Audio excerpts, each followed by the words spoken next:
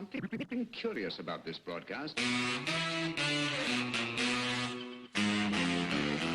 Audition libre.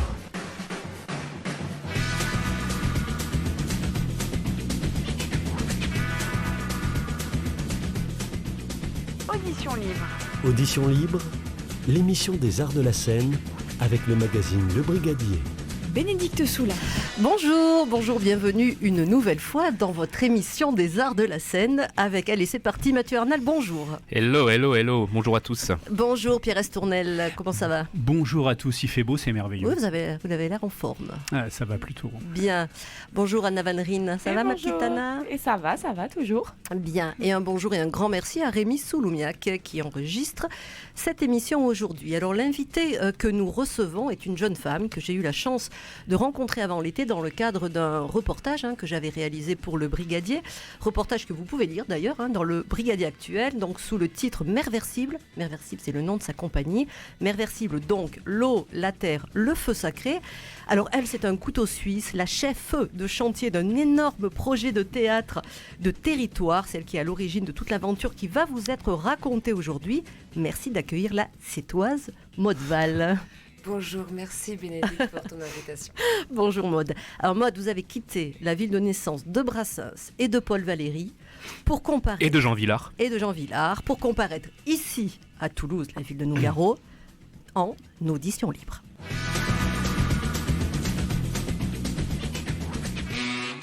Audition libre, interview. Mathieu Arnal.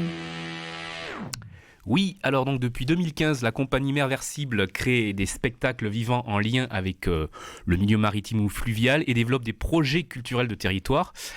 Et donc le dernier projet de territoire vous a conduit à Naurouz dans le Lauragais. Alors pourquoi, chère Maude, avez-vous choisi ce lieu ? Naurouz, lieu du partage des eaux. Je vais répondre tout de suite avec peut-être une anecdote. Alors, par exemple, allez-y. Voilà, donc j'étais en train de naviguer sur le petit voilier Chavaroche avec Chouchou sur ce canal du Midi. Chouchou, et nous sommes arrivés... dédicace. Voilà, dédicace, compositeur de Merversible, Florian Nastorg. Je suis arrivée avec lui à m'amarrer tant bien que mal. La nuit tombait. Nous sommes arrivés dans un lieu assez étonnant, ma foi, parce que c'est le seul lieu depuis le début de ce canal. On a commencé à prendre le canal du Midi à Marseillan, l'écluse ronde d'Agde, même plus précisément. Qu'est-ce que je raconte ? Oui, voilà. Naurouz, c'est le lieu après des bornes et des bornes de rectiligne droit comme un canal du Midi patriarcal, un canal du Midi droit, ligne droite totale. Naurouz, finalement, on est arrivé dans du matrimoine. Matrimoine parce que Naurouz, c'est un bassin. C'est un lieu absolument incroyable qui forme un octogone. Donc vous l'avez dit, le partage des eaux, c'est le haut le plus symbolique le point aussi. le plus haut du canal du Midi. Oui, il faut que je me mette dedans. C'est-à-dire que là, il faut que je me mette dedans. Il faut que je vous réponde avec des réponses constructives géographiques, si vous voulez. Alors Naurouz, lieu du partage des eaux. Vous voyez, alors déjà, j'ai une question peut-être. Voilà, j'avais prévu de vous la poser dès le début. Ah bon, Bénédicte, c'est l'inversion des rôles. Elle est Parce bonne que c'est vous celle-là. qui posez les questions maintenant. Connaissez-vous, Bénédicte, la différence entre Dieu et un architecte tarnais ? Ah, c'est une blague? Non. Non, vous ne la connaissez pas? J'imagine qu'il y en a. Eh bien, en fait, Dieu ne se prend pas pour un architecte. Alors, nous sommes à Radio Présence aujourd'hui. Bonjour, je voulais vous remercier de cette invitation et vous dire que Prise d'Alzot, c'était le démarrage finalement pour Riquet de la nécessité de continuer son canal du Midi. Il a trébuché simplement sur une brindille. Voilà, Pierre-Paul Riquet, en fait, a trébuché en les alentours de 1665 sur la brindille, donc dans la Montagne Noire. On est bien sûr dans le Tarn.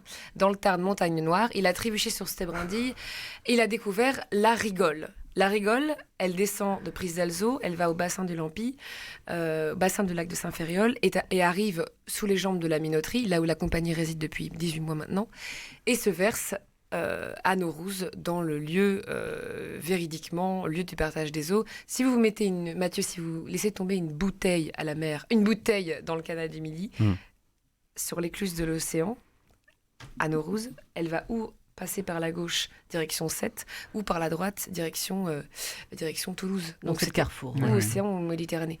Du coup, ouais, on est vraiment sur le lieu du partage des eaux, et nous, on a décidé de s'y mettre parce que on s'est dit que c'était bien là. Voilà, j'ai fait C'est plusieurs panoramique en repérages. fait, voilà, vous êtes vraiment. Oui, c'est panoramique. C'est très. En in fait, the middle. Le Tarn étant vraiment participant de cette aventure riqueste, nous avons eu envie de nous rapprocher du Tarn. Voilà, de nous rapprocher du Tarn, car vraiment le Tarn pour nous est un berceau assez incroyable.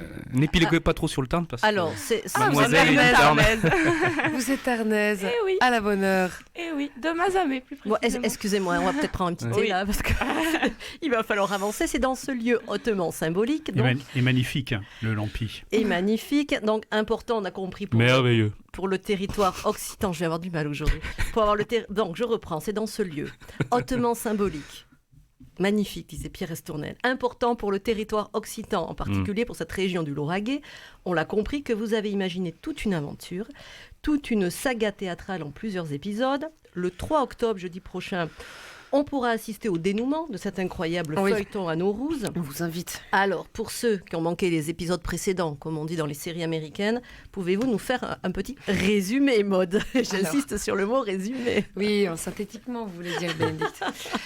La saga dans la boue du monument historique.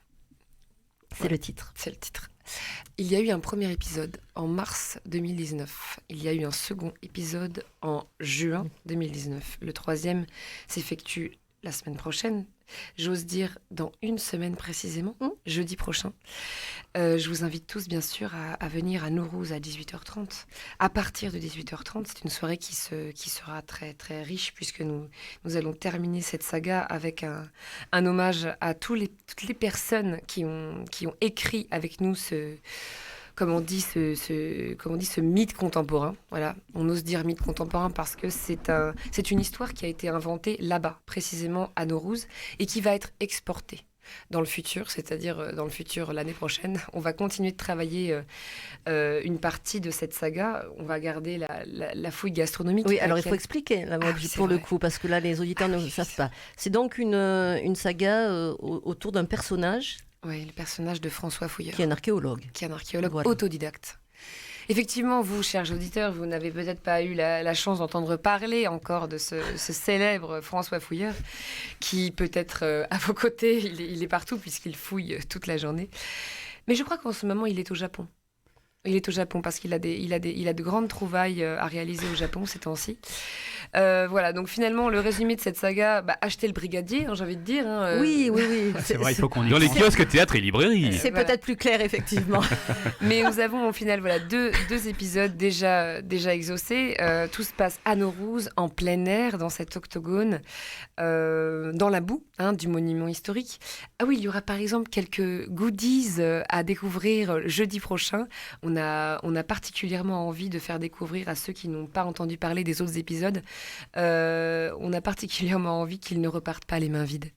Ah. Voilà, c'est une incitation à venir avec votre voiture, votre remorque, voilà, vos sacs remplis et vos porte-monnaies. D'accord. Alors, est-ce que parce que j'ai eu la chance aussi de participer, moi, à un de ces épisodes et où on avait fortement bien mangé, Maud, est-ce que ça va être encore le cas pour ce dernier épisode? Est-ce qu'il y a un repas également? Oui, alors c'est pire, c'est-à-dire que la dernière fois, on vous a mis autour de la table, même très sur la table, notre cher cuisinier Quentin Sisling, Voilà. qui avait le bol rouge, vous savez, il y a encore peu de temps Exactement. à Il est Toulouse. bien connu à Toulouse. Voilà. C'est un excellent cuisinier, Et effectivement. un acteur formidable. Merci Quentin. Il nous réalise, je vais vous dire peut-être un petit secret qu'on n'avait pas prévu de dévoiler, mais puisque vous m'avez invité Si gentiment. je vais vous le dire. Quentin est en ce moment même en train de fabriquer avec Gaëlle, sa compagne de travail, il est en train de fabriquer quelques 200, de centaines, on peut dire de centaines, Oh, je sais pas, mais allons-y. de Au point où on centaines en est. mochi japonais avec de l'haricot lauragais pour nos invités. C'est quoi les mochi? C'est comme des sushis? Les mochis, c'est pas comme des sushis, c'est des dolce, c'est des gourmandises sucrées japonaises. Et ils nous réalisent ces pyramides que vous voyez sur l'affiche d'ailleurs. Vous savez l'affiche que nous avons dans le peut-être non pas dans le brigadier, dans le site internet de Merversible et dans toutes les gondoles dans le Lauragais en ce moment. Nous avons une pyramide de mochi. C'est un dessert. Nous vous invitons à prendre ce dessert avec nous et à ramener un panier repas. Non, comment dire on est en auberge lauragaise. On appelle ça l'auberge lauragaise. C'est qu'on invite tous les gens qui arrivent chez nous sur l'octogone. Chez nous, chez vous, enfin, vous voyez, là où on est, jeudi prochain, à Norouz, à ramener de quoi manger local. Et on va partager ça sur une table immense, une table de banquet. Donc oui, il y aura un repas, mais on invite nos convives à ramener ce qui leur fait plaisir, ce qu'ils ont envie de nous faire découvrir. Donc on peut dire à nos auditeurs et à nos auditrices que même s'ils n'ont pas vu les épisodes précédents, ils comprendront, ils seront de toute manière bienvenus. Ils auront un récap. Il y aura un récap. Un récap in vivo, in situ, bien sûr. Voilà, donc autour de ce personnage, François Fouilleur, archéologue, qui part comme son autrice Maud Val dans de grands délires, et notamment au Japon. Oui, on poursuit justement. Donc, vous avez évoqué Quentin Sisling, qui fait partie évidemment de cette aventure théâtrale. Alors, présentez-nous les membres historiques de l'équipe, de l'équipage, comme dit Bénédicte dans le Brigadier, dans son reportage. Allons-y sur ces membres-là. Oui, je dis équipage. Vos compagnons de route. Parce que c'est une capitaine. C'est notre vrai, Maud Val. Oui, bien sûr. Alors, évidemment. Mais le bateau n'est pas bleu et blanc comme dans la chanson. Pas du tout. Alors, moi, je ne me dis pas capitaine ni chef, mais en tout cas, on est un équipage. Et comme vous le savez, sur les bateaux navigants, on a besoin d'être chacun à des postes différents pour que le bateau puisse arriver à bon port et puisse, tant bien que mal, ne pas être pris dans les tempêtes et marées et maintenir le cap. Alors, on est plusieurs. Par exemple, c'est fluctuant sur un navire. Il y a des gens qui sont partis, il y a des gens qui sont revenus, il y a des gens qui partent et qui, j'espère, reviendront. Il y a des gens qui sont partis et qui ne reviendront pas. Mais aujourd'hui même, nous avons des membres actifs sur le pont, comme on dit. Il y a Michel Faré, notre directeur technique, qui était là aussi ce jour, qui t'a accueilli au début en sortie de pont avec sa barbe. Tout à fait. En archéologue. Je le remets. Voilà, donc Michel Faré, on travaille aussi beaucoup avec Alain Verdier, qui est le constructeur de la compagnie Merversible en ce moment. Constructeur qui fait, bien sûr, qui a plusieurs casquettes, parce qu'on n'est pas dans cette compagnie juste avec une spécificité. On en a plusieurs à nos arcs. Donc Alain, en ce moment, est en train de, par exemple, pour vous dire, en train de réaliser, de finir je dois le dire. Il est en train de réaliser la construction que vous aurez le plaisir de voir jeudi prochain, sortie de terre. Ça a été fait avec le lycée du Bois de Revel, et lui en intervenant bois. Et Alain est en train de bosser en ce moment à l'atelier Théa, rue des Jumeaux, à côté d'IPN. C'est là qu'on était hier soir, d'où ma voix un peu enrouée, vous voyez. Il est en train de construire ce phare. Je l'accompagne d'ailleurs dans cette construction. Et nous avons comme autres membres actifs, c'est-à-dire bien vivants sur le pont. On a aussi Quentin Sisling, qui est notre cuisinier, acteur. Voilà, on en a parlé. Voilà, il y a Mélanie Spétel, qui est l'actrice de la compagnie. On a aussi Puce, Annick Aymon, qui est une femme magnifique, qui est en geisha le jour de la fouille gastronomique, qui habite à Sète. Lustre, Luc Fagoaga, qui est notre chanteur lyrique, qui lui sera aussi bien sûr présent jeudi avec les autres. Gabriel Agosti, qui est un acteur italien, circassien. Oui, qui avait un rôle assez important oui, quand je suis venue. Exact, un rôle... Voilà, nous avons tous marquant en tout cas, voilà. Voilà, et nous avons d'autres personnes qui sont très importantes dans l'histoire de Norouz. On a Morgan Nicolas, qui n'est plus en ce moment avec nous, mais qui peut-être un jour reviendra. Message pour lui. Je crois que sans lui, voilà, on n'aurait pas commencé du moins cette aventure comme on a pu le faire à Norouz. Jorn Rosling, qui était là avec nous aussi jusqu'à peu de temps, qui a vraiment participé à la construction de fouilles gastronomiques. Et puis les personnes comme Claudia Yamas, qui ont été indispensables dans le déroulé de ce pacte à Norouz. Tu en as bien parlé d'ailleurs dans le Brigadier. J'invite tout le monde à acheter le Brigadier en tête de gondole. Voilà, donc c'est Florian Nastor qui je le dis au début, qui est quand même un compositeur et que Oui, dans les membres fondateurs, il y a avec lequel nous sommes amarrés un jour, à la nuit tombée, à Norouz, Florian Astor, compositeur, qui est en ce moment même d'ailleurs en train de travailler les partitions, j'imagine, pour l'orchestre, parce que l'orchestre sera présent en entièreté pour jeudi soir prochain. D'accord. Alors, qui dit théâtre de territoire dit contact et implication évidemment avec les habitants. Alors, comment se sont déroulées ces rencontres et quel en a été l'apport ? Audace et persévérance. Merci. Voilà ce qu'on disait de Pierre-Paul Riquet. On s'est mis à trouver un lien assez grandiose entre PPR et François Fouilleur. Pourquoi ? Parce qu'ils ont osé... alors PPR, si vous n'avez pas compris. Pierre-Paul Riquet. Voilà. Ouais, sûr. Donc, il y a eu cette rencontre avec les habitants dans le Lauragais. Nous avons été accueillis par Anis Park dans la minoterie de Norouz. On a été locataire de cette minoterie pendant 18 mois. Je crois que la question était finalement comment on a rencontré ces gens, ou plutôt, je sais pas. Comment se sont déroulées effectivement les rencontres ? Alors, on a décidé au début de planter. On a décidé en fait on a décidé avec la compagnie Merversible de non pas planter des choux, mais de planter une jachère fleurie avec les habitants. On s'est dit que c'était peut-être un bon début. Donc, on a invité les gens à participer avec le maire, monsieur le maire de Montferrand, Christophe Pradel. On a eu des labours, on a eu des plans, du semis à la volée. Voilà, pour dire vrai, on a eu du semis à la volée en mars dernier avec les habitants, avec l'orchestre de Merversible. Nous avons planté des fleurs qui, en ce moment même, vous pourrez le voir, sont en plein essor encore. Elles sont très belles, elles sont roses, elles sont rouges comme ta robe. Elles sont vertes comme ton chemisier. Elles sont bleues comme tes yeux. Enfin, en tout cas, ça marche. Qu'en première. D'accord. Je savais pas que j'avais les yeux bleus. Bien. Poursuivez, Bénédicte. Oui, là, je vois que vous êtes perturbé par ce beau compliment sur vos yeux bleus qui ne sont pas bleus, effectivement. Voilà, je suis scotché, là. Alors, quand même, ce qu'on n'a pas vraiment dit. Alors, moi, je vais le faire parce que je le redis, j'ai eu l'occasion d'interviewer Maud longuement cet été, c'est que l'on a affaire quand même à une vraie aventurière. Elle va dire que non, mais moi je vous assure que si. La façon dont débute cette histoire, on n'en parlera pas, Maud, si vous voulez bien, pour laisser les gens découvrir cet incroyable prologue dans Le Brigadier. Tu vas encore parler de mon cousin.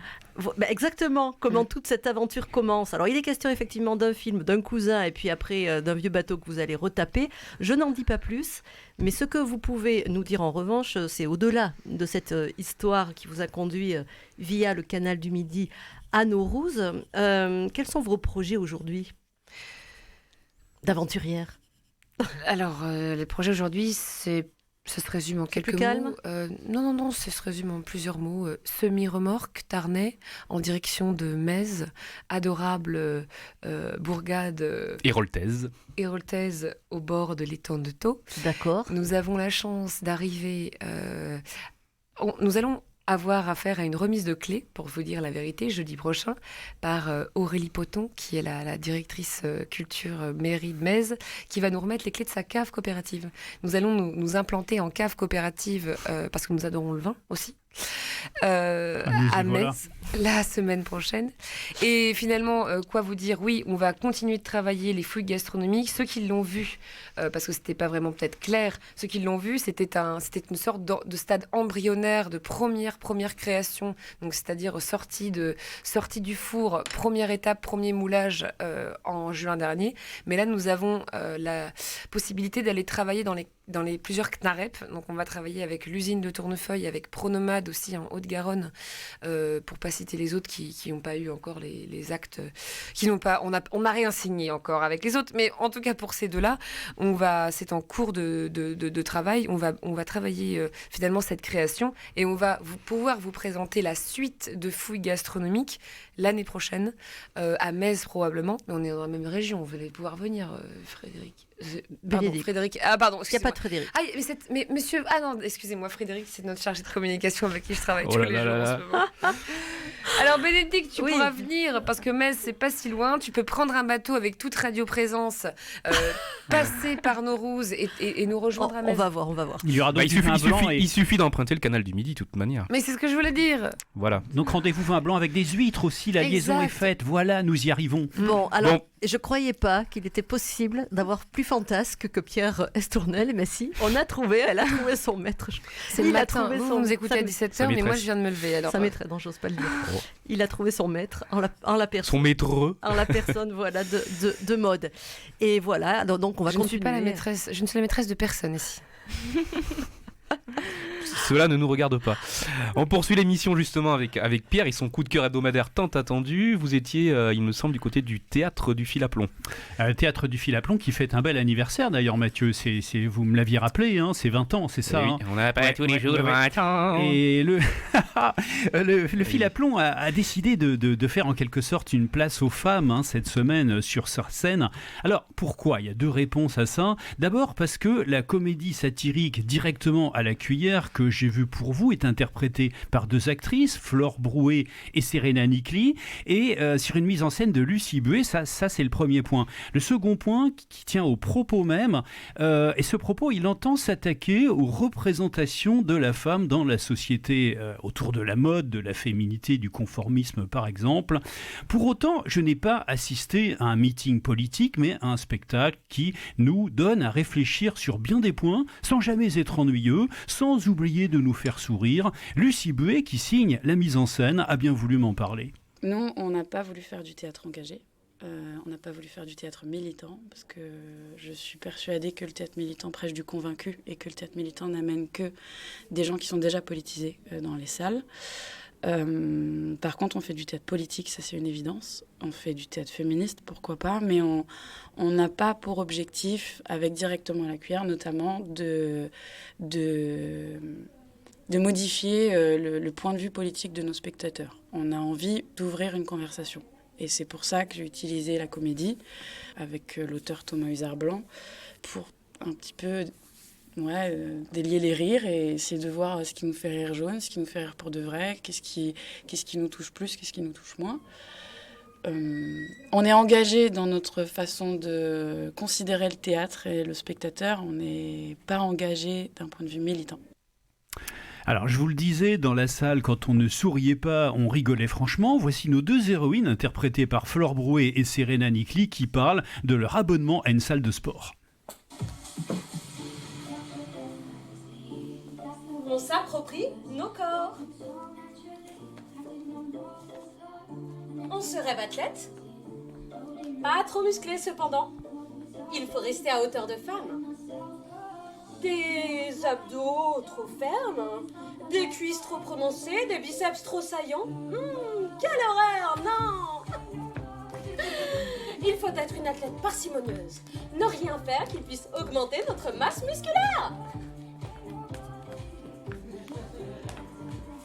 Il nous faut rentrer dans la petite culotte de soie blanche qui dit combien on est mince et en bonne santé, bien dans notre corps, en harmonie avec notre corporalité. Il faut que la bretelle de notre soutien-gorge puisse être très délicatement ôtée sans qu'une main aventureuse ne vienne buter sur une fermeté musculaire non désirée. Alors, on fait des activités tonifiantes. Tonifiantes, pas sportives. Ces questions, Lucie Buet les a travaillées pendant 2 ans après ses études d'art du spectacle et de théâtre, d'abord à Toulouse puis à Rennes. L'écriture est signée Thomas Hussard-Blanc. Directement à la cuillère nous fait réfléchir sans oublier d'être drôle, ça c'est bien. C'est tous les soirs jusqu'à samedi au fil à plomb par la jeune compagnie Nectar d'Acide et c'est à 21h comme d'hab. Eh bien, parfait, merci beaucoup. Pierre, je crois que vous connaissez cette comédienne Maude. Oui, écoutez, je m'en rappelle. Très bien. Eh bien, nous allons finir maintenant, calmement, avec l'agenda d'Anna.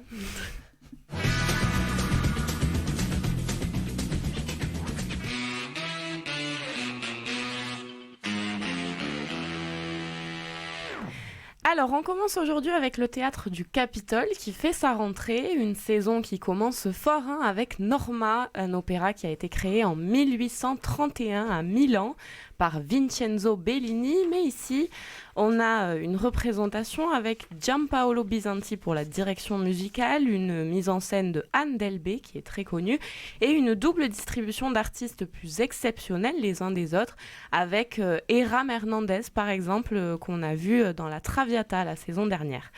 Donc finalement, Norma, c'est quoi ? C'est une histoire d'amour qui se passe sous l'occupation romaine, donc dans un contexte plutôt difficile, hein, mais l'auteur a quand même voulu rester dans la beauté et l'émotion qu'on a l'habitude de voir dans le monde lyrique, dans l'opéra.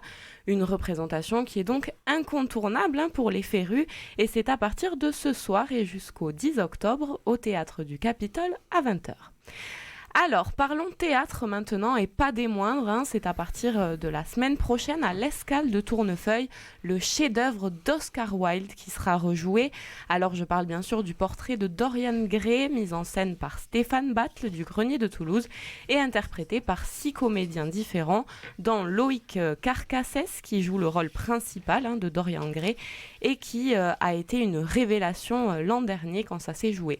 Alors, dans le texte, en bref, on parle d'un tableau, ou plutôt d'un portrait, qui va à l'inverse, hein, du mythe de Narcisse, parce que le personnage va justement se détester au plus haut point et détester l'image qui renvoie.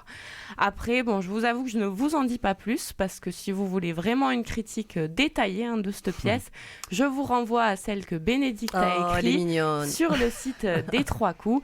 Et en attendant, si vous trépignez d'impatience de le voir, ça commence mercredi prochain et ça dure encore jusqu'au 13 octobre à l'Escale de Tournefeuille à 20h30. Petite dernière. Et voilà, je finis rapidement en musique avec un concert, plus précisément à la salle Nougaro mardi prochain. Il s'agit du concert de Ivan Cugius qui sera... Là, on est conquis d'avance. Ah oui, hein, ça. Qui sera au chant et au piano, hein, et il sera accompagné de Louis Winsberg à la guitare. Donc ils vont tous les deux visiter les grands textes de Nougaro et bien sûr d'autres moins connus, tout en poésie et surtout avec énormément d'humour. Donc un concert qui est donc aussi intimiste et inattendu à retrouver seulement mardi prochain à la salle Nougaro. On embrasse Ivan Cugius et Eloï Carcassès. Anna, vous avez de très très très belles canines. Ah, merci. Voilà, c'est ça. Canine tarnaise. Ça change tout. Ce sera le mot de la fin. Ce sera le mot de la fin. Mais alors, vous avez découvert un personnage, hein, Maud Val, avec son franc-parler et sa douce folie. Un peu capitaine Haddock parfois. Un petit peu, oui, douce folie. Donc, la dormeuse du Val, si enfin, voulez... pas tout le temps. Elle a bien réveillé du Val. Oui. Si vous voulez donc découvrir son univers, c'est jeudi prochain à Naurouz. Venez les gens. Voilà. De 18h30 jusqu'à 23h30. Ça marche. À la semaine prochaine. À jeudi. Avec le retour de la critique la semaine prochaine. Bye bye. Ciao. À jeudi.